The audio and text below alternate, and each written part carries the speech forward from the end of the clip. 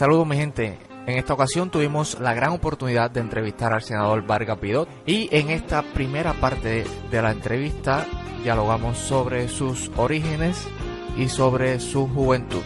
Que la disfruten.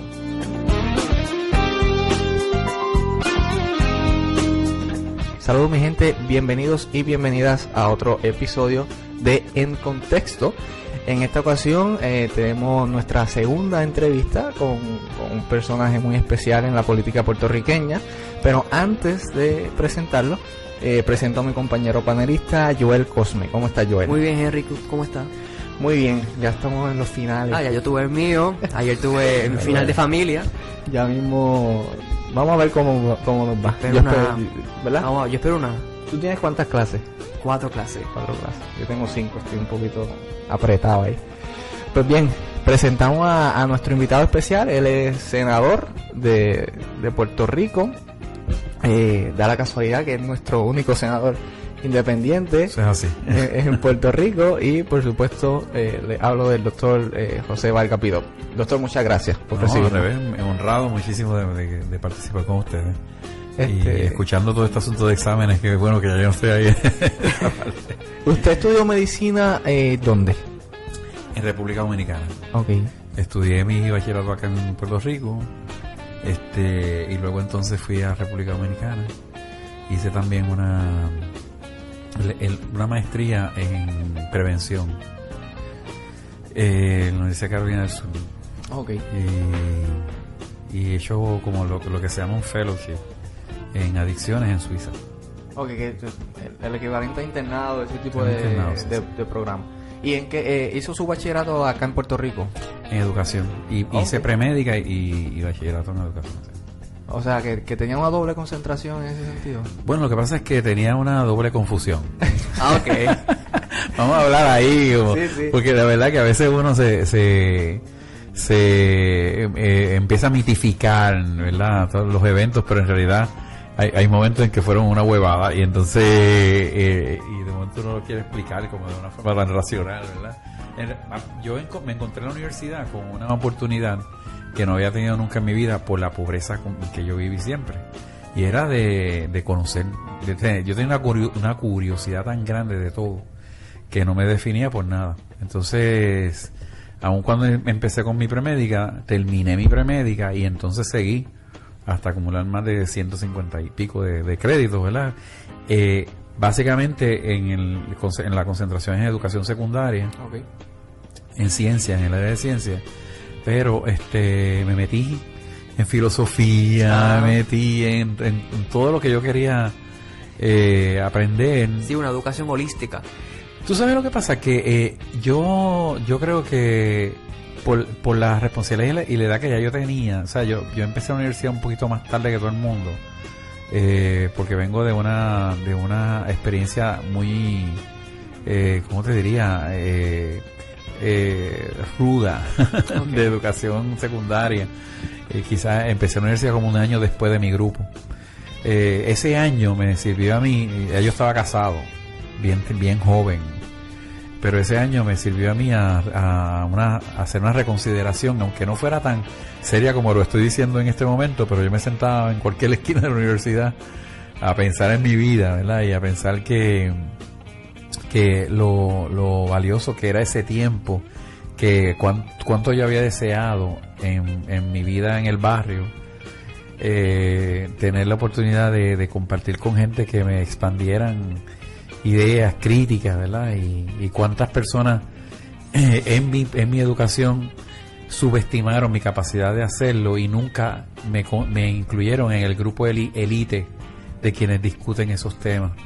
De momento me vi yo ahí con la indecisión de que me quedaría toda la vida aquí estudiando. Y desde idiomas y cuántas religiones comparativas y de yo no sé cuántas. Y de verdad fue el primer concepto que genuinamente desarrollé críticamente, fue el análisis de la palabra universidad más como concepto que como sitio. Vas para la universidad, eso se ha convertido en algo que ya no se procesa, es un sitio. Vas para la plaza, vas para el pop, vas para la cancha, cuando realmente lo que estás diciendo, vas a universalizarte, y eso ya no es así por la dureza curricular. Claro. Por La estructura no te permite. Son absolutas y completamente y fríamente protocolares.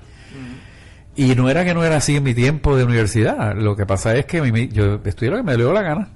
Como mi mamá no sabía lo que yo estaba estudiando, tampoco le tenía que dar cuenta a ella. ¿Y eso fue en qué década más o menos?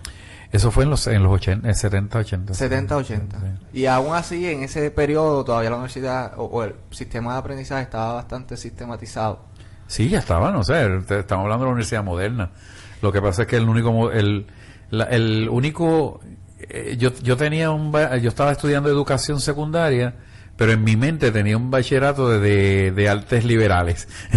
Exacto. Sí, la universidad ya producía gente para trabajar para la industria, no era un enfoque tan holístico, yo entiendo. La universidad hoy en día, en términos generales, tiene un enfoque utilitarista. Sí. Es una línea de producción. No sé si han visto el documental película, La Educación Prohibida. No.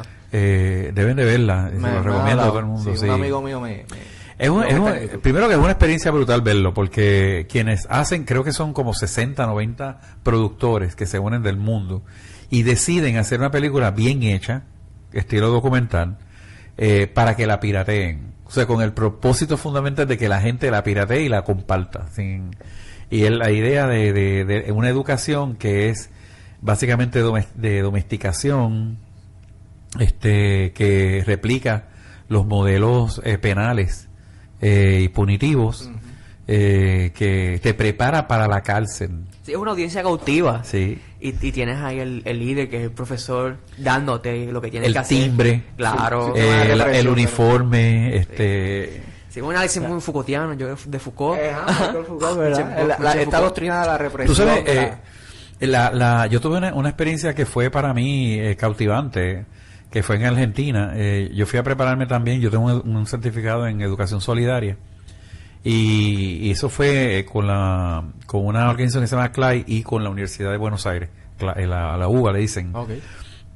Y en esa experiencia fue interesante porque pasé por la aplicación de ese modelo de educación solidaria, fundamentalmente en la Escuela de Leyes que queda en Buenos Aires. O sea, ahí es que voy a trabajar. Okay. La Escuela de Leyes, ustedes como estudiantes de leyes estarían como que envidiándolo. Empezando porque yo llegué en un periodo donde estaba en plena campaña para elegir al decano de leyes y al rector de la escuela.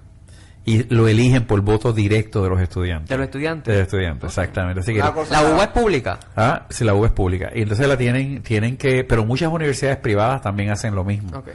Es decir que tienen que presentar un plan, tienen que presentar una campaña, estructura y debates y todas esas cosas. Así que la universidad ya estaba, pero todos los tablones de expresión, todas estas cosas. No sé si han visto, aunque sean retratos, cómo es la UBA, la Escuela de Leyes específicamente, es como el Partenón griego. O sea, esto es una cosa inmensamente grande, con estas columnas que abochornan. O sea, esto es una obra faraónica, pero bella. Pero entonces a mí me tocó ir a la aplicación de educación solidaria, que es en el tribunal, en el equivalente al Tribunal Supremo. Okay. Y entonces el tribunal de Argentina le concede un piso completo de su tribunal a los estudiantes. Para que allí hagan sus cosas. Allí los estudiantes hacen una clínica pro bono, pero integrada al sistema de justicia. No estamos hablando de que ya tú no puedes ir a jugar allí al que va a ser abogado. Son protagonistas reales. Cada estudiante tiene o cada equipo tiene una oficina formal durante todo el año que va a estar trabajando en el lugar, y se atiende personas. O sea, los abogados de oficio y el abogado en los procesos gubernamentales que se dan en la corte completa refieren gente a ese lugar, Y los estudiantes van participando de acuerdo al nivel de sus conocimientos. Si tú entraste el primer semestre, pues sabes que vas a apuntar cosas. Bueno, pero se exponen a esas situaciones totalmente. Desde el primer semestre. Es que la educación completa, estás 4 o 5 años donde nunca falta la praxis. ¿Entiendes? Y entonces te lo traigo porque desinfla un poco la parte curricular protocolar de los exámenes. Y entonces le da un énfasis a la parte, a la praxis, al elemento participal, learning by doing, decía John Dewey. Sí. Y entonces eso produce una cosa increíble. O sea, si tú ves, por ejemplo, los debates de estudiantes allí, en una altura grandísima, el debate es muy articulado. Y así pasó. Y después voy a una escuela, de ahí voy a una escuela intermedia. Y en la escuela intermedia no tiene timbre, es educación solidaria, no tiene timbre, no tiene puertas. ¿Y cómo evalúan? Evalúan por tarea. Okay. O sea, y en el caso de los estudiantes, parte de las competencias que se procuran en esa escuela es el trabajo en equipo, la construcción de comunidad como elemento fundamental de la ciudadanía, porque se educa para ser buen ciudadano primero que para ser cualquier profesional. O sea que eso en nuestro país ha faltado bastante. Entonces, pues, tuve la oportunidad de ver uno de los proyectos más interesantes de esa escuela, el de leyes, pues obviamente ya se los conté. Aquello es intenso, lo de leyes. Te quiero decir que es intenso. El día que vayan a Buenos Aires tienen que visitar aquel sitio porque... Tenemos tarea. Sí. Pero en el caso de la intermedia, hacen lo que se llama diagnóstico comunitario. Entonces llegan hasta los lugares y en vez de llegar como con esta visión redentora, de asistencialista, de vamos a darle a los pobres, pues hacen un análisis, aprenden esos niños y niñas a sentarse con la comunidad y a... no sé si les estoy tomando el tiempo aquí, ¿verdad? No, todo el tiempo. Pero esto está bufiado. Lo que pasa es, o sea, lo que te quiero decir es que esa confrontación de algo que ni siquiera estamos hablando de algo ultramoderno, porque eso apenas pasaron 3 o 4 años atrás, pero en realidad bastante artesanal en ese pero es un modelo tan integrado a la educación en casi toda Latinoamérica, que en el caso de Argentina en particular hay un Ministerio de Educación y hay un Ministerio de Educación Solidaria. Ese tiene rango ministerial en la misma altura, ¿no? Entonces, es interesante porque esos niños, una vez que regresan del diagnóstico, que no es un día, sino que se toman un diagnóstico de verdad, pues ya están practicando matemáticas, ya están practicando idiomas, ya están practicando una cantidad de cosas que en el libro son aburridísimas. Que no tienen sí, porque lo ven, lo están viendo. Lo están trabajando. O sea, en este caso fueron al Chaco. A mí me dicen Chaco, pero el Chaco es una región inmensa en Argentina y muy famosa por los gauchos y por la carne y por todas las reses y no sé qué, pero también famosa por la pobreza. Y entonces fueron a un barrio. En ese barrio tuvieron la oportunidad de ver esta cantidad de familias que estaban permanentemente enfermas de vías respiratorias. Y entonces asma y catarros continuos, muy precaria la salud. Las casas eran bellísimas desde la altura de la montaña, eran pintorescas porque son de paja. Y los turistas de lo que viven mayormente esa comarca, pues les atrae esa visión de esa llanura adornada con todo este glamour de la pobreza. Sí. Pero ¿qué pasa? Que cuando tú entras ya al meollo del asunto y te metes debajo de esa casa, pues esa paja de los techos percola el agua porque se hace vieja, se reseca y le produce continuamente un ambiente hostil a sus pulmones. Así que los nenes tuvieron ese desafío de volver a la escuela y luchar con ese problema estructural de los techos y también de la acumulación de botellas de padrinos de Pepsi y Coca-Cola. Allá en toda Latinoamérica se ha visto la Coca-Colarización de la vida, ¿verdad? Y es que la Coca-Cola es más barata que el agua. es más accesible que el agua y las personas van tomando más Coca-Cola que agua. Entonces los botellones, que son más grandes que los de aquí, los van acumulando en pilas que nadie sabe qué hacer con la botella. Así que los nenes se fueron con toneladas de plástico. Sí. Entonces, según me explican, esto yo no lo vi completo, el proceso completo, ¿verdad? Pero los mismos niños me fueron explicando. Oye, estamos hablando de una edad crucial en la vida de uno, que es esa edad de intermedia que usted está diciendo, 13, 14 años, que es una etapa 15, crucial. Sí. En esa etapa yo estaba como un bobo en una esquina, o jugando, persiguiendo a otro, jugando a vaquero, no sé qué. Sí, yo jugaba a PlayStation. Pues tú sabes, en realidad no estábamos haciendo nada como que muy útil. Creciendo, ¿no? Ya eso es una edad donde uno es un estorbo, no es lindo, no es lindo para nadie, es como que ya nadie te hace gracia, ¿sabes? Entonces, pues esos niños desarrollaron, yo pude ver el proyecto final. Ellos desarrollaron unas placas, unas tejas, y las desarrollaron a partir de de llevar a la práctica un concepto de física. Okay. Cogieron las botellas, las recortaron, obviamente tienen los maestros, tienen gente que van, les inducen, ¿no?, a repensar las cosas, a ser críticos. Interesantemente, los salones de clase que yo visité no tenían asientos mirando hacia el frente, que en el caso de la educación prohibida, el mirar hacia el frente en los salones de clases es bien inducivo a la prepotencia de la autoridad. De la autoridad, es señalar y subrayar una relación de poder desigual, ¿verdad? Claro, porque nosotros estamos sentados, él está parado, la altura. La altura, exactamente. Sí. Entonces eso es interesante, y eran mesas de trabajo inmensas, y todo el mundo se sentaba alrededor de la mesa. En la mesa no habían adornos, sino maquetas, herramientas. La escuela había hecho una inversión grandísima en máquinas para desarrollar prototipos, porque era una escuela de diseño industrial, okay, en intermedia. Uh-huh. ¿Entiendes? Eso es lo que tú ves cuando un país, bueno, Argentina no necesariamente se tiene que plantear como el país que nos está enseñando economía, porque ha pasado por las mismas situaciones nuestras, ¿verdad? O peor.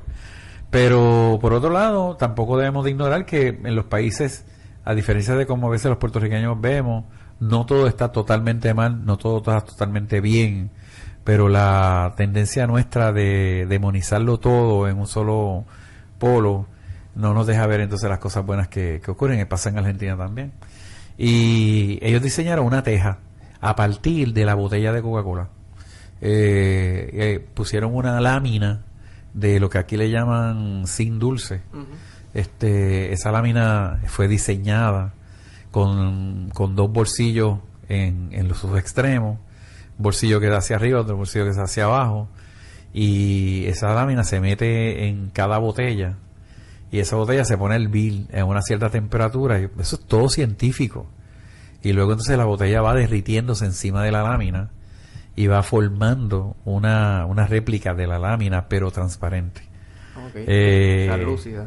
Exactamente. Y la usaron para el techo. Entonces los bolsillitos en los bordes es porque uno engancha con la otra como teja sin necesidad de pegamento ni nada. Así que como Lego que se pegan. Las personas se resistían en el Chaco a tumbar los techos por la sugerencia de las autoridades sanitarias, porque si tumbaban los techos se iba el turismo. Porque el turismo le atraía esa visión. Era menos atractivo. Entonces, pues resolvieron el monte de la botella, porque los convirtieron en tejas. No lo hicieron ellos, sino ellos hicieron el prototipo, pero la comunidad se le enseñó a hervirlo y a desarrollarlo. Así que la comunidad desarrolló cientos y miles de esas tejas. Y entonces aprendieron a ponerlo debajo de la paja. Así que cuando el agua percola, pues se produce ya una fuente permanente de agua para utilización secundaria, ¿verdad? Y entonces resolvieron muchos problemas, porque sigue siendo turístico y ahora tienen agua y no se además de que lo hacían ellos mismos. Uh-huh. Y ya no tenían que comprar en ningún lado, resolvieron 20 cosas. Entonces hace su grado ya de premédica, se va a República Dominicana. ¿Fue una decisión fácil irse No, no fue fácil. No tan lejos de su patria, pero no era su patria. Para un pobre eso es lejos de mi patria. Porque yo tenía los chavitos contados. Claro. Yo no podía darme el lujo de estar viajando para hacer. Yo estudié con un montón de personas millonarias. En ese tiempo era el boom del Bolívar. Así que estudié con muchos venezolanos que literalmente cuando salían por la tarde se venían para Puerto Rico a estar en la playa. Oh, wow. Y regresaban por la noche. O sea, o al otro día estaban en Miami. Wow. Yo estudié con el hijo del presidente de Venezuela, en aquel entonces, Luis Sinchi. O sea, la gente bien poderosa, pero yo tenía cada pesito contado, no me podía colgar en una clase, yo tenía que terminar en 4 años, así que fue bien lejos, y además de que fui lejos, porque no era irme para la República Dominicana como quiera, era buscar una universidad que estuviera acreditada, y en ese caso la que yo podía pagar era la Universidad Nordestana, y esa universidad estaba acreditada por el esto es una barbarie lo que voy a decir, ¿verdad? Porque el Tribunal de Examinador de Médicos es una barbarie que se entremeta en la soberanía de los países y vaya a evaluar una universidad en un país extranjero. Es como, eso es un atentado. Ese detalle no lo sabía, lo puede repetir. Ay, El tribunal examinador de médicos, aquí ¿Y siempre eso dónde está ese tribunal? Aquí en Puerto Rico. Ah, en Puerto Rico. Sí, en Puerto Rico. Okay. Y ellos evalúan otros países. De prepotentes que van a otros países a decir si la universidad es buena, ¿no? Recuerdo una anécdota que me encantaría que fuera verdad, pues poderlo corroborar, pero se habla continuamente de que en los primeros intentos de ese tribunal, bochornoso, por cierto, fueron como algunos 6 o 7 médicos de aquí y se metieron en la Universidad Autónoma de Santo Domingo a evaluar su escuela de medicina.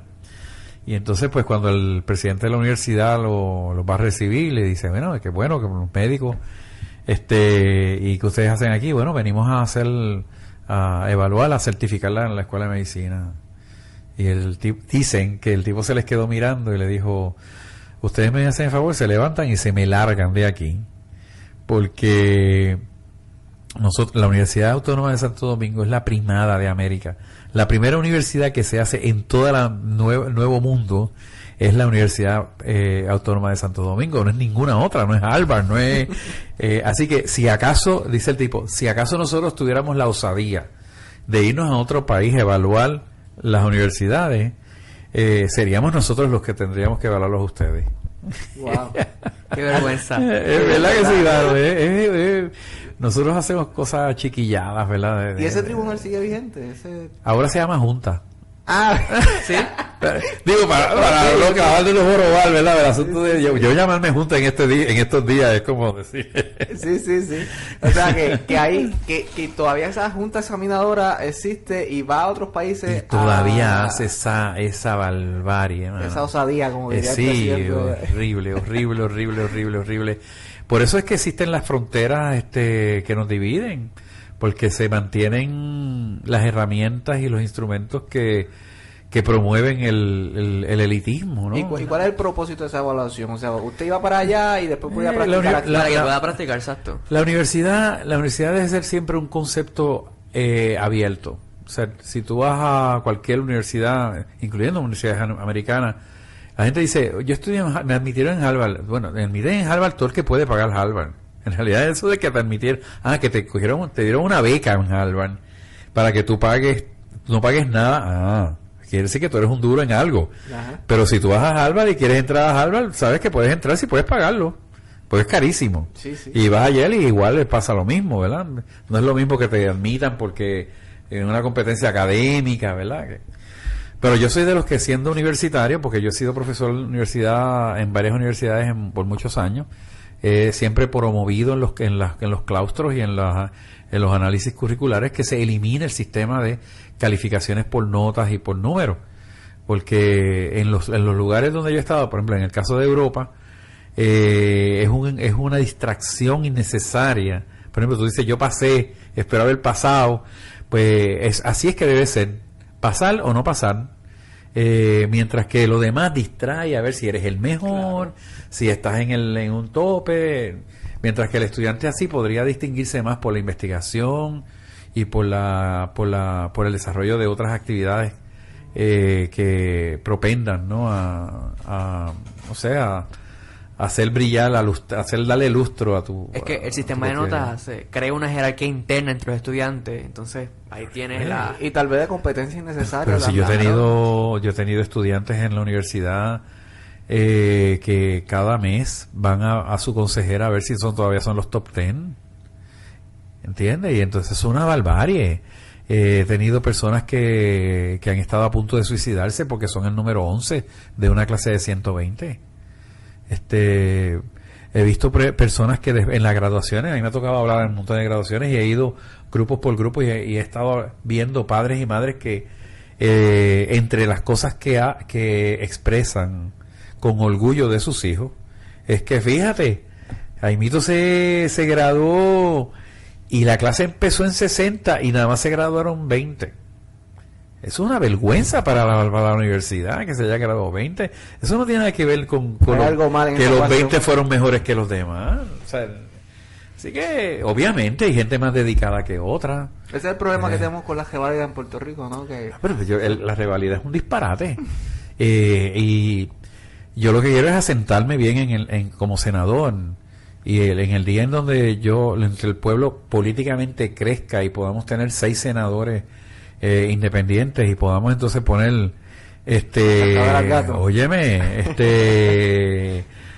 pasta y queso aquí, o sea, entonces vamos a bregar las reválidas, porque las reválidas son un instrumento de exclusión. Mejor son las pasantías. En muchos lugares supermodernos como en Europa se hacen pasantías y la pasantía te da la oportunidad de primero identificar las lagunas que tú has tenido en tu formación, que siempre se tienen, porque hay semestres que tú estás de buena y hay semestres, hermano, donde la vida te da 10 palos. Y pasas ahí pasas la de Caín, o hay semestres en donde tú no te quieres concentrar exclusivamente en lo curricular y tú quieres hacer algo más libre, que es parte de ese periodo que la sociedad en algún momento arbitrariamente señaló como un paréntesis para que la gente se olvide de todo lo demás y te concentres en aprender. Pero no te dejan, porque la escuela misma, junto con las reválidas, se convierten ya en una versión pre-empleo.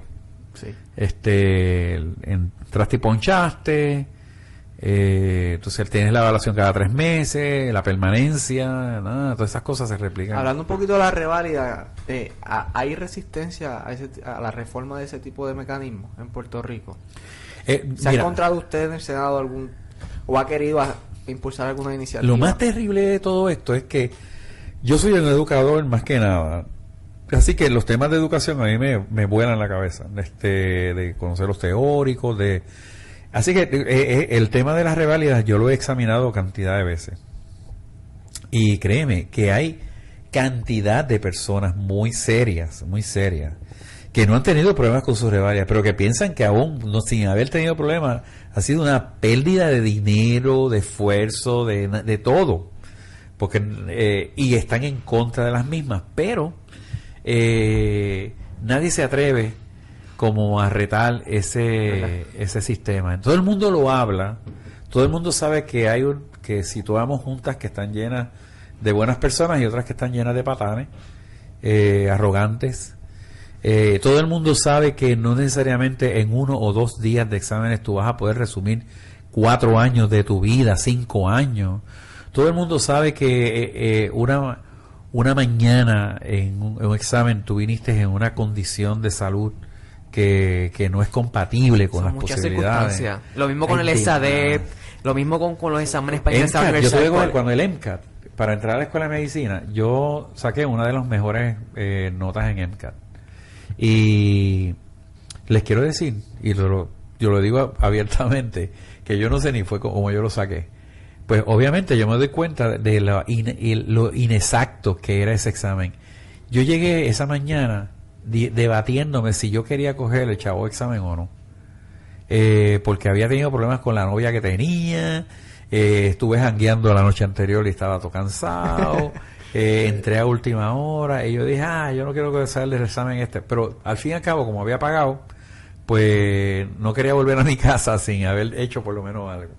Así que honestamente yo creo que el examen yo no creo que en mí midió nada. Si llegase a medir lo que genuinamente podría tener la pretensión imaginaria, ¿verdad? De medir lo que necesita tener para ser un médico, pues yo hubiera sacado la nota mejor del mundo, porque yo desde siempre he sentido vocación de ser médico, pasión por la medicina, intensidad fuertísima. De hecho, cuando estuve a nivel de premédica, me tardé tanto cogiendo clases porque sentía que era un deber de un médico saber de todo, y no nada más de medicina. ¿Cuál sería la alternativa a ese sistema a ese sistema? Primero, primero yo creo que hay que tener un gobierno que crea en uniformar quizás un sistema final departamental de avalúo en las carreras, de tal manera que el diploma se constituya en el documento final que valide tu conocimiento.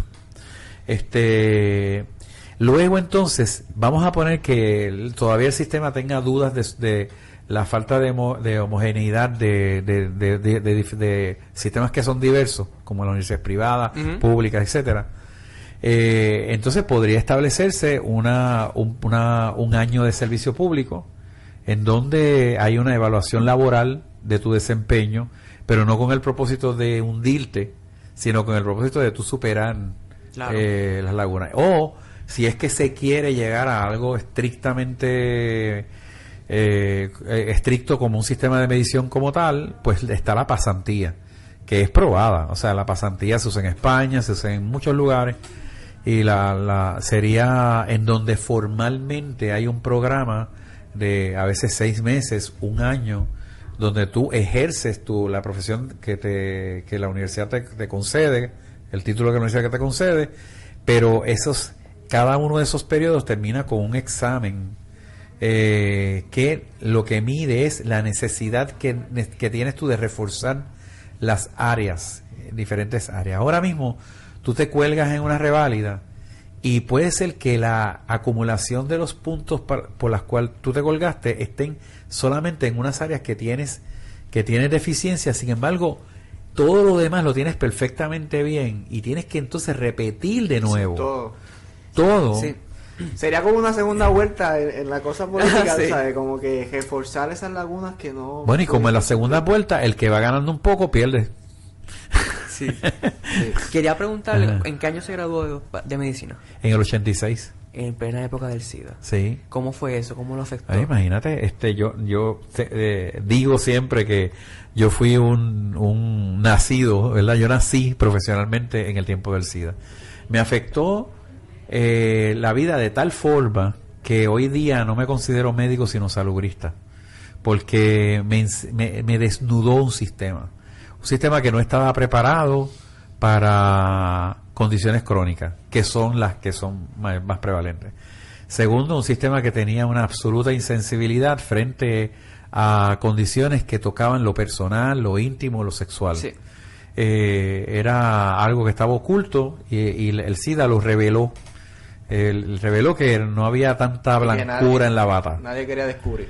Nadie lo quería admitir. Entonces, y también reveló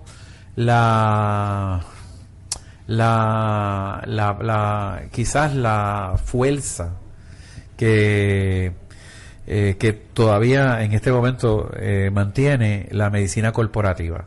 El SIDA reveló las vergüenzas de la fabricación de medicamentos, reveló las incongruencias del FDA, reveló las ideas todavía de segregación que se mantienen en las áreas de la medicina, reveló que los millones mandan.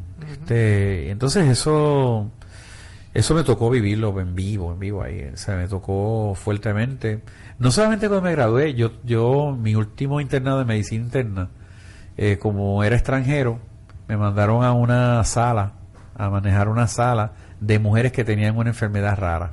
¿Y por qué usted dice que como era extranjero? Porque... ¿Había un estigma, una segregación? No crea, yo te puedo decir que de los mejores momentos de mi vida han sido los que pasé en República Dominicana. Por lo contrario, lo que pudiera decir otra persona, que es por el vacilón, porque allá la gente es bien alegre, sino porque yo aprendí medicina comunitaria allá, porque yo aprendí lo que es solidaridad allá, porque yo aprendí movilización política genuina allá. ¿Sabe? Aquello puede ser una escuela para quien quiera aprender, ¿no? Pero por otro lado, es evidente allí y en cualquier sitio. En Suiza me pasó lo mismo. Cómo ser extranjero te lleva a tú recibir un maltrato en algunos lugares. Pues, por ejemplo, la sala era una sala infecciosa de una enfermedad desconocida, muy pobremente atendida, y me mandaron a mí. No lo mandaron a un local, ¿verdad? Estaba yo y unos japoneses que estaban donando equipos sofisticados, y yo aproveché para aprender, pero también a ver de cerca lo que después era una rareza en mi práctica aquí, porque aquella sala estaba llena de mujeres con sarcoma de Kaposi, y el sarcoma de Kaposi típicamente de los orígenes del VIH es una enfermedad oportunista, que usualmente en su manifestación mórbida es en varones y no en mujeres. ¿Y cómo se ve esa? ¿Es una enfermedad que se ve físicamente? Sí, es una... Cuando la gente antes hablaba y hacía la imagen de la persona, decía, pues que tienen unas úlceras. Esa imagen, en el imaginario, esa construcción que hace la gente, ¿verdad? Pues no todo el mundo tiene una úlcera, o sea, pero como sabes, la prensa a veces quiere glamorizar algo, ¿verdad? Y lleva entonces a las expresiones más extremas, ¿verdad? Y es una lesión de piel. Okay. Es una lesión de piel que suele ser ulcerante, muy fea, y usualmente empieza como como un moretón, como si fuera un moretón grande. Y no tenía a veces hasta muchísima evolución, pero debajo de la piel estaba arrasando, ¿sabe? Aunque por fuera todavía no se viera nada, ninguna erupción o algo. Y eso pasaba en varones nada más, y sobre todo varones que tenían sexo con hombres, y no en mujeres. Por eso en aquel entonces se llamaba el Kaposi, era típicamente una condición de personas que tenían sexo con sus mismos padres. Sí, que aumentaba más la marginación contra la comunidad LGBT. Totalmente, porque realmente en realidad quienes estaban buscando ese tipo de detalle eran las personas que estaban buscando cómo estigmatizar. Claro. Que lo mismo sucedió con el SIDA, que usaban las prostitutas y a los gays. Pues bueno, acuérdate que Kaposi es una enfermedad oportunista, y esa es una de las que si ves Filadelfia, si ves las películas de aquel tiempo, si querían evidenciar deterioro, el productor o el director lo hacía con Kaposi, porque era evidente, ¿verdad? Así que eso era interesante, ¿verdad? Así nací yo en esa parte, pero cuando vine a Puerto Rico, el año de servicio público, el primer año, porque tuve que hacer 2 años, el primer año lo hice en un programa que se llama OCASIR, y OCASIR era una cosa que yo dije, diante, esto me tocó a mí porque yo soy Vargas Vidot, porque si yo llego a hacer, yo no me acordaba, yo no tenía conocimiento de este apellido que voy a decir ahora, ¿verdad? Pero si yo llego a hacer Fonalleda o llego a hacer algún apellido de estos folclóricos, tengo mucho respeto a esa familia, ¿verdad? Pero obviamente no me iban a mandar a ese programa. Ese programa era para establecer un modelo de promoción de la salud basado en detección temprana de tendencias epidemiológicas en residenciales públicos. Okay. Maravilloso, eso es una super idea. Cuando yo sea gobernador, eso lo voy a resucitar. Así que es yo digo, ni se rieron ahí, ¿no? Estoy pensando en esa próxima pregunta. Pero la verdad es que en principio dije, ¿por qué no? Yo quería que me enviaran a hospitales importantes, sobre todo salas salas donde se atendieran mujeres porque yo estaba interesado en ser ginecobstetra. Así que alejarme de los hospitales era alejarme del match y de poder competir por una residencia, sobre todo, y que yo ya vengo con la desventaja de venir de República Dominicana. Y pues nada, me pusieron en los residenciales, pero ese descontento me duró un mes, porque yo vivía en residenciales públicos, yo vengo de ahí. Okay. Así que... ¿De qué pueblo? De San Juan. Yo viví en Nemesio Canales, en Vista Hermosa. Y así que ya yo sé lo que se da en el asunto. Y me tocó trabajar en Sierra Linda y Barbosa, en Bayamón. Y eran dos residenciales que en aquel entonces eran reconocidos como calientes, ¿verdad? Y ahí yo tenía una oficina. A partir de esa oficina, pues yo me movía también a otros residenciales, atendía Brisas de Bayamón, Magnolia, Virgilio Dávila. O sea, fue un médico de la calle, no fue un médico de oficina. El año de servicio público me pusieron en la calle. Las guardias las hacía en el Hospital Regional de Bayamón, cuando me tocaba guardia, pero todo lo ambulatorio, pues me tocó en la calle. Y yo creo que de ahí entonces se consolidan los conocimientos de medicina comunitaria que venía yo arrastrando de República Dominicana, que yo siento que esa fue una de las grandes bondades de ese país conmigo. Y luego entonces, pues, le vi obviamente en ese momento yo no le vi la trascendencia. Hoy en día yo soy lo que soy gracias a esa experiencia, porque en realidad el ser médico de la calle, en los términos puramente utilitaristas y codiciosos de la nueva medicina, es el nadie. Es nada, es ser un perdedor puro. De hecho, hay escuelas de medicina donde yo he estado escuchando estudiantes que en donde alguno se atreve a decir, yo quiero ser geriatra, y el bonche entero se orina de la risa, porque eso es un loser, porque tú quieres atender viejo, tú tienes que estar en neurocirugía, tú tienes que estar en radiología, tú tienes que estar en nuclear, tú tienes que estar en... Entonces eso... Me imagino que eso fue una base muy importante, fundamental y esencial para la iniciativa comunitaria, para su fundación. Todavía. El segundo año, ahí es que yo descubrí por dónde le entra el agua al coco. Porque en el segundo año, cuando yo estaba ya dispuesto a entrar a competir por una residencia, eso se llamaba la quinta trayectoria. Es una forma, ¿verdad?, de poder reintroducir a alguien que viene a estudiar del extranjero. Okay. Pero entonces, ¿qué pasó? Que no había espacios y me pusieron entonces a dirigir una clínica en Cataño. Y entonces en esa clínica en Cataño yo imagínate, ya decirme que voy a dirigir una clínica, pues ya yo estaba que llegaba al... ¿Cuántos años usted tenía? Yo no recuerdo, como 30 y pico, 20 y pico a 30, quizás 20 y pico, bueno, así bien joven. Pero ponerme ahí... tuve unas experiencias interesantes que sí me acercaron un poco a lo que iba a ser iniciativa. Primero, obviamente, el organizar comunidad. Indudablemente, esa experiencia de poder organizar comunidad, que yo pensaba que nada más la iba a tener en República Dominicana, porque en el primer semestre, en el segundo semestre, el tercer semestre de República Dominicana, tú haces medicina comunitaria y literalmente es irte a la comunidad. Tú te vas con 4 candungos de un... hacer una residencia en la comunidad.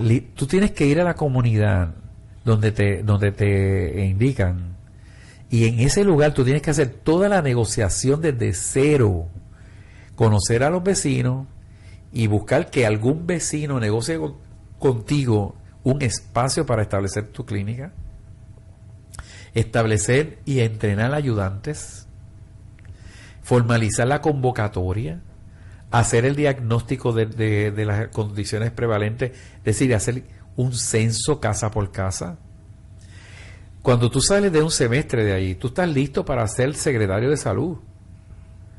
Y si encima de eso tú tienes un segundo semestre y entonces te enseñan otros elementos adicionales, y en el tercer semestre ya tú sabes organizar administrativamente un servicio primario. O sea, ¿en dónde yo iba a practicar una cosa como esa? Aquí nada. Aquí no. ¿Verdad? Aquí no, porque aquí no hay interés en las personas, en la medicina. Aquí hay interés en la enfermedad, porque esto es un sistema de enfermedad. Aquí no hay un interés en que la gente no se enferme. Aquí hay un interés en que la gente se enferme, Claro. porque ahí es que vienen los chavos. ¿Entiendes? Así que... Y con esa visión es que vienen los estudiantes de medicina, porque yo tengo compañeros de ciencia que quieren ir a la escuela de medicina a hacerse rico.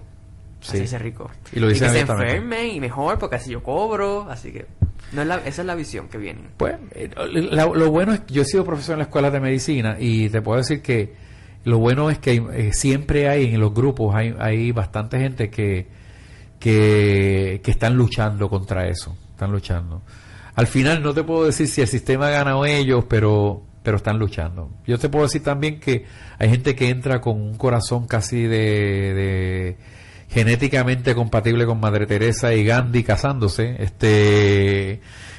y luego entonces en segundo semestre ya son Donald Trump. O sea, Sí, se lo creo, porque en la escuela de Derecho ¿pasa lo mismo? nos enfatizan que, digo, algunos profesores nos enfatizan, uno de ellos está en la radio, nos enfatizan que no perdamos el entusiasmo, que ese entusiasmo que el estudiante de primer año tiene, él dice que por alguna razón, y varios profesores, no solo él, dicen que por alguna razón se pierde en el transcurso de la escuela, algo pasa que se desconectan de esa pasión original y terminan siendo algo que no fue su primera intención y va muy acorde con lo que usted dice. Pero sabes que yo he visto profesores, no voy a decir la universidad que sea, pero he visto profesores hablando todo casi medio semestre del Jaguar, de que se van a comprar. El profesor, ¿entiendes? Y qué ropa usar y todas esas cosas. Entonces, claro, si tú tienes un sistema que está haciendo en su plano facultativo, son personas que van a replicarlo precisamente lo que tú debes combatir, tienes una absoluta contradicción en la educación. En el segundo semestre, después de esa experiencia, ¿verdad? Pues mira, hermano, en el residencial Sierra Linda y Barbosa y los de Bayamón, a mí me adoran hasta el día de hoy, porque lo que yo hice fue que cuando desperté de la cogida de pena esa, de esa autocompasión, de que yo quería hacer esto pero no podía, y yo dije, pues mira, vamos a hacer del limón la limonada. Entonces en ese momento, ¿sabes qué pasa? Que desperté a la pasión y cogí mi trabajo, Ana, y lo hice brutal. Empecé a buscar recursos de toda la gente que yo conocía, y aquel residencial Sierra Linda y Barbosa, en términos de salud, en menos de 2 o 3 meses lo que le faltaba era sarna para rascarse, porque ya yo había organizado los maratones del Día del Pavo, de yo no sé qué, pero a un nivel salubrista. Ya yo tenía referidos a clínicas en Estados Unidos a gente, ya yo había identificado todos los hipertensos de la localidad, ya yo los tenía medicados con sus referidos, ya yo había peleado con cuanto médico por las barbarias que les hacían. O sea, era un sistema que empezó a trabajar con la salud, con todo lo que se le pueda señalar a Sierra Linda, ¿verdad? Yo pasé muchos sustos allí, que el tipo del punto viniera a guardar dinero en la oficina y yo no tengo control de eso. Bueno, eran momentos difíciles, pero yo vengo de barrio y entonces ya yo sé cómo lidiar con el asunto. Luego en ese segundo año esto se pasó a Cataño a dirigir esa clínica, pero sorpresa, ahí es donde es una clínica de inmunología, que es un eufemismo.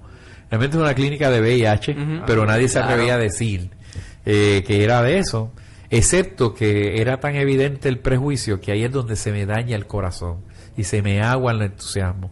Porque mi clínica, empezando, porque les voy a hacer una descripción, por favor imagínese esto, ¿no? Mi clínica es un espacio que limpiaron en el lugar donde se acumulan los desperdicios biomédicos. Okay. Así que esas cosas rojas que usted ve, sí. que echan las jeringuillas y todas esas cosas, pues eso hay un almacén especial para eso. En ese lugar acomodaron todos esos botellones en un lado, en lo que los vienen a buscar, y el resto es mi clínica. ¿Ok? O sea, que es el basurero del o sea, que usted tenía ese sitio. almacén ahí con la clínica. Con la clínica. Pero mi oficina personal, como médico, que es el único médico que había, era que había un baño de más, ¿verdad? Entonces le quitaron la taza, el inodoro, la bacideta, le pusieron una tapita de metal, de madera. No sé si han visto eso en muchas casas que le ponen, cuando están construyendo, ¿verdad? Le ponen papel y le ponen una tapita. Y todo esas losetas de baño público que son blancas, con el dispenser del papel sanitario, era lo que yo tenía detrás de mi oficina, porque el escritorio estaba encima y despedía los olores de toda la cañería, ¿verdad? Pero esa era mi oficina. La enfermera que me asignaron no... ¿Y esto era algo gubernamental? Sí, esa era la primera expresión que fue absolutamente tímida e hipócrita del gobierno de Hernández Colón.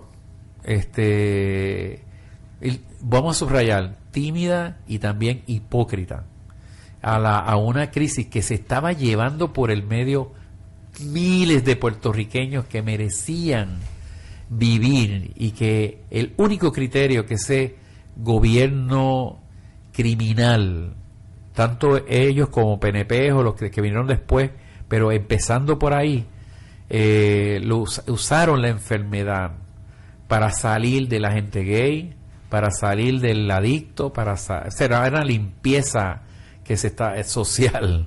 Sí, una eugenesia. Eugenesia, exactamente. Y yo utilizar una gran máquina de presión, como un político en estos días estaba diciendo, para limpiar la mugre. Tal vez, ¿verdad? En ese entonces se pensaba así. Se pensaba así. Todavía hay gente que créeme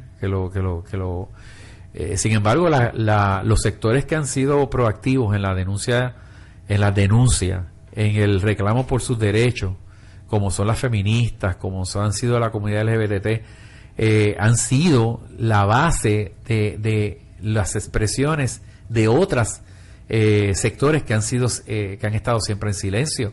Son el punto referencial del activismo. O sea, el VIH logró que todo el sistema de investigación farmacológica se cambiara para siempre. Hoy los pacientes de cáncer exhiben sus lazos rosita y todas estas cosas por una lucha que no dieron ellos, la dieron esas personas, muriéndose y acabando con sus vidas acabaron temprano, porque en aquel entonces, cuando yo empecé eso fue el 88, en ese año moría, por lo menos en mi clínica, morían 5 y 6 personas semanales. Wow. ¿Entiendes? Que yo los conocía, que llegué a querer, que llegué a sentir, porque a mí me enseñaron en República Dominicana una medicina en donde participan las emociones, donde uno transmuta, no una medicina de afuerita. Y mi corazón se desgarraba ver cómo el sistema se ponía de acuerdo para provocar esas muertes. ¿Entiendes? Así que aquella famosa expresión, no sé si la recuerdan ustedes en el área de leyes, en donde se le pregunta al secretario, al director de la oficina, se llamaba entonces de asuntos del SIDA, oficina del gobernador para asuntos del SIDA, se llamaba. Y aquel médico, no recuerdo el nombre de él, pero que le preguntan en un adiestramiento a toda la policía de Puerto Rico qué hacía si un adicto lo amenazaba con una jeringuilla, y él le decía: saque el revólver y vuélale la tapa de los sesos. Ese médico, que era el que dirigía la parte de SIDA, ese era su sentimiento. Wow. Ese era, y básicamente las reuniones, ese hombre después se sinceró conmigo y tuvo unos cambios inmensos en su pensamiento, ¿verdad? No tan intensos como yo hubiera querido, pero se lograron algunos. Luego cuando se lograron, lo votaron. Pero esa oficina que usted se refiere tuvo un escándalo después, ¿verdad? No, pero esa no fue. Esa no fue. Esa no fue de la administración de Rosselló. No, pero ni siquiera fue la administración, fue la oficina de SIDA, pero de la fundación, el Instituto del SIDA. Ajá, sí. Ese fue el escándalo, pero el Instituto del SIDA era una organización cuasi gubernamental. Okay. Y adscrita al municipio de San Juan.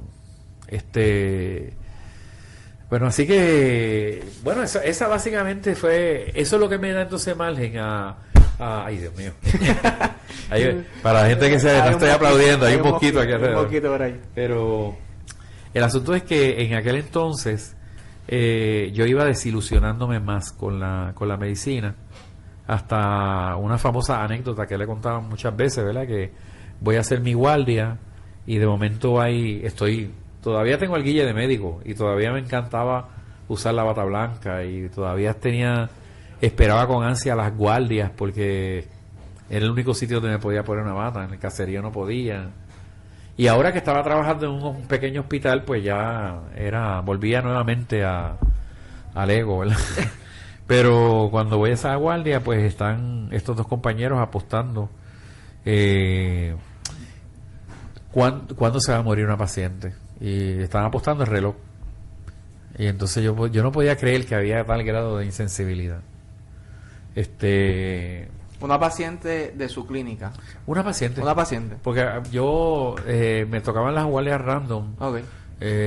Y entonces eso quería decir que no sabía quién yo iba a ver en la emergencia. Okay. ¿Y eso le causó el coraje necesario para no, eso? Lo que pasa es que yo empecé a ver a qué paciente ellos se referían. Okay.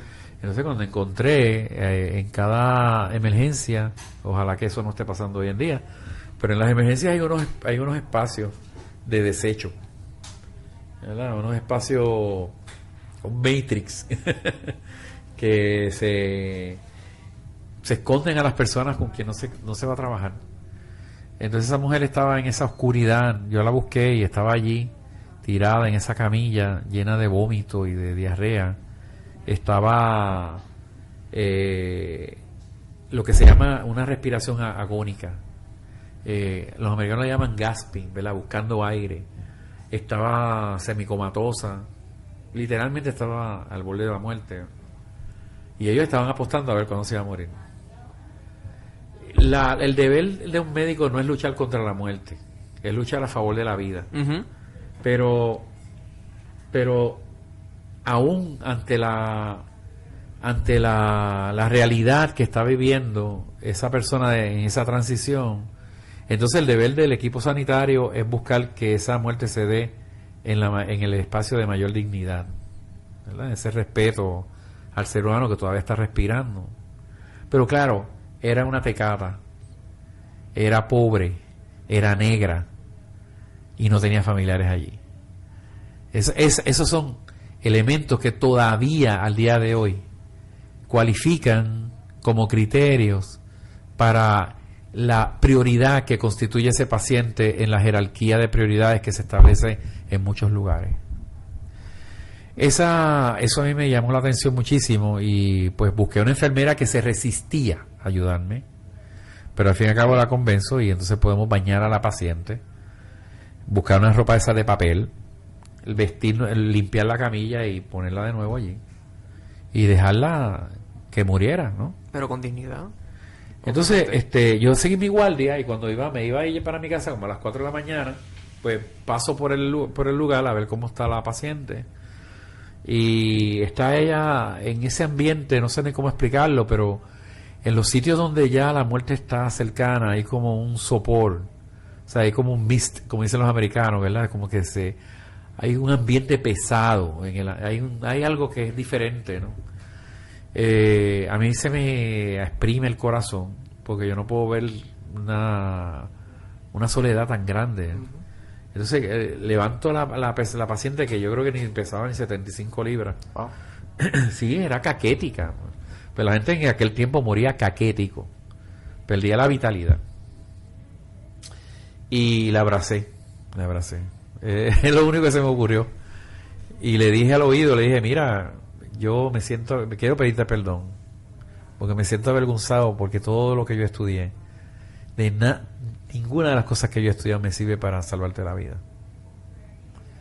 Lo único que yo sé hacer lo estoy haciendo. Te estoy dando un abrazo. Ve en paz. Bueno, estaba hablando de un muerto, ¿verdad? Sí. Ella no me está contestando, está monga, está... Sí. Y me fui para mi casa, ¿no? Me fui a bañar y me fui a trabajar, porque me tocaba trabajar en el hospital en Cataño. Y después cuando termino, regreso al hospital por curiosidad a ver si ya haya muerto. Todo esto porque la confrontación ética que ocurrió con aquello del reloj me llevó a tener una especial atención en cómo esa mujer podía ser, en esencia, una muestra representativa de lo que estaba pasando en todo un sistema. No solamente en VIH, sino cualquier persona que no cualificaba para ser simpático. O prioritario para... No, pero prioritario puede ser una palabra que cualifique un criterio científico.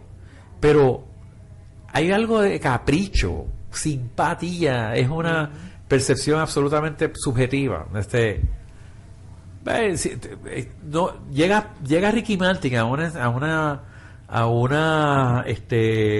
consulta, a una emergencia que es abiertamente gay, y llega abiertamente gay a alguien que vive en una esquina, y ¿sabes a quién van? El problema no es que sea él, el problema es que aquí hay un criterio que es acumulativo de varias cosas. Él es lindo, él es blanco, él es rico, él es famoso.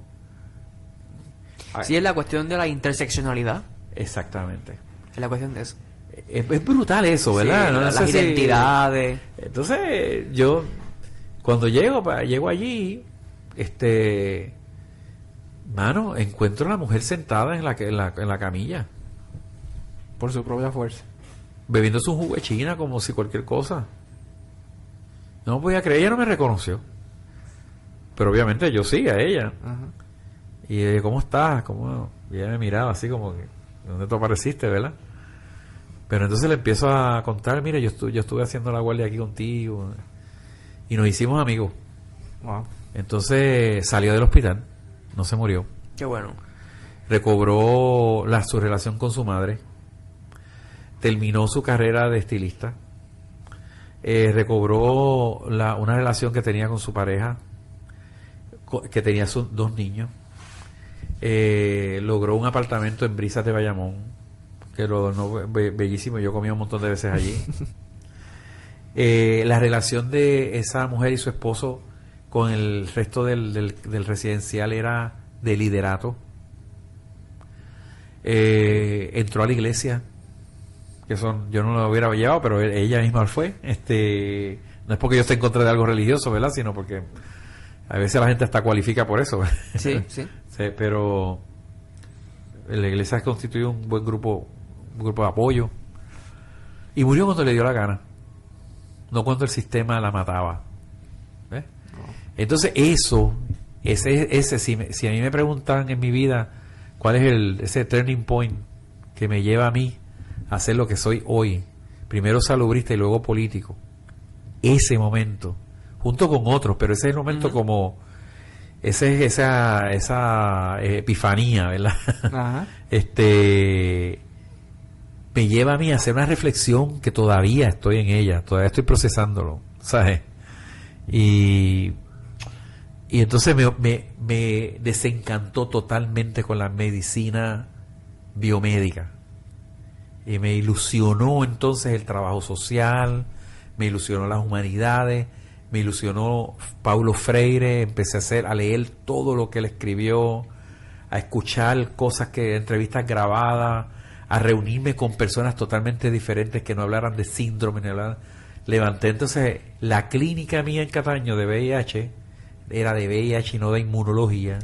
Sí. Veía 60 y 70 pacientes diarios, visitaba gente, los pacientes empezaron a reaccionar al buen trato, no había una medicina diferente, al buen trato.